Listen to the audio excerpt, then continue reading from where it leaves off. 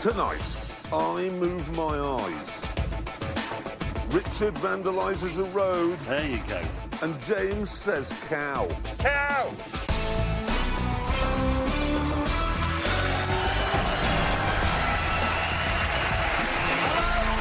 Hello, good evening, and welcome. Thank you so much. Now, this is a mobile telephone. It's fully functional, and what I'm going to do is throw it in that lavatory. I know that's the first time you've ever seen a programme start that way, but bear with me, because if we now look, yep, it's only been in the water for a few seconds, but it's ruined forever.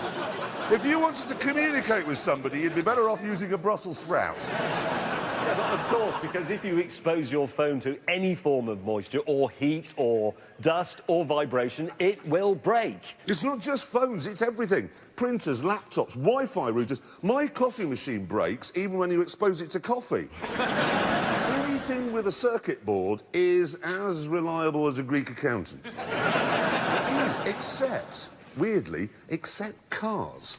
Now, we were talking about this in the office the other day, and there was a bit of an argument. We were saying you can drive a car across the Sahara, the Arctic, you can run it through hurricanes and dust storms, and it'll be fine. But the producers are saying that because modern cars are so complex and so electronical, they're bound to suffer from reliability problems like everything else. Right, so to see who is correct, the producers said to us, go out and each choose your favourite modern GT car and then report with them to what's billed as the most hirsute and manly proving ground of them all.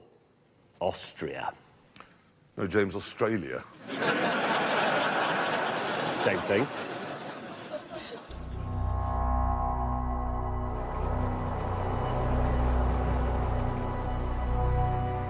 This is the hirsute and manly proving ground in question. The vast, almost completely uninhabited Northern Territory, better known as the Outback.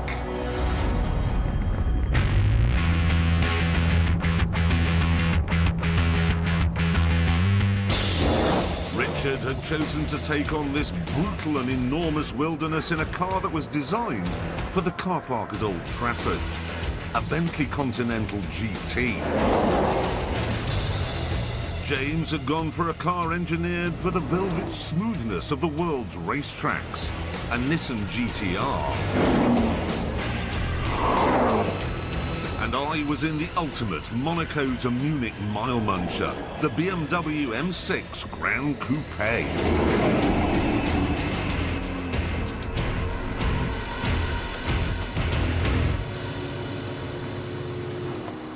tell you what. What? I think this is the first time in all of Top Gear's history where all three of us like all three of the cars. I mean, normally I get out and go, yours is rubbish and you've made the wrong decision and I'm the only one who's done it properly. No, it's a good point, actually, because I do like your car and I do like your car, Hammond, and I like my car, It's a obviously. GTR, you can't not like a GTR. If you like driving above all else and to the exclusion of all other considerations, you have to have one of these.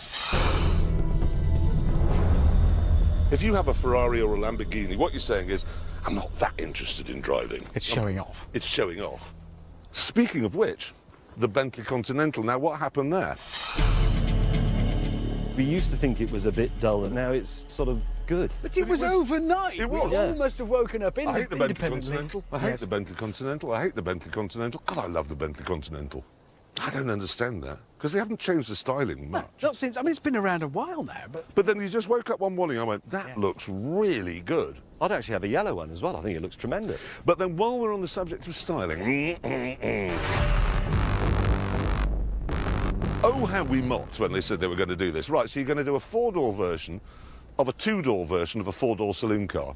And then it came out, you just thought, that is so good looking. I love that back wheel. That dished back wheel in there looks super. It's fantastic, isn't it? Almost a double bubble roof. I Yeah. know it's carbon fibre, which is a little bit. But You know, we can gloss over that.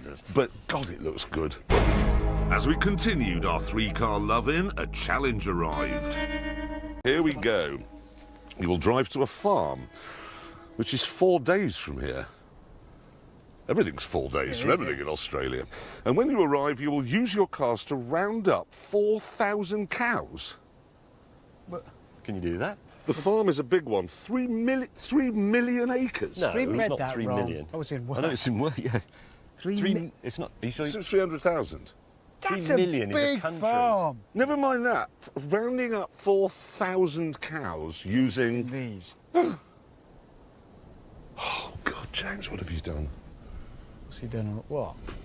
As we know, there is a strong Republican movement in this country, people who think it's ridiculous to have a head of state living in London on the other side of the world. He turns up here with that on the number plate. What? Can you not see that? It's obvious. No. Charles and Camilla.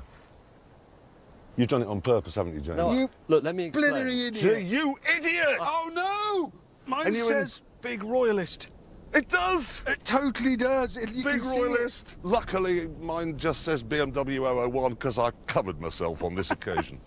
No, you idiot.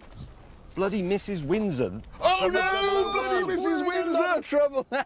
How can you possibly know? I rang them up and said, can you provide a car?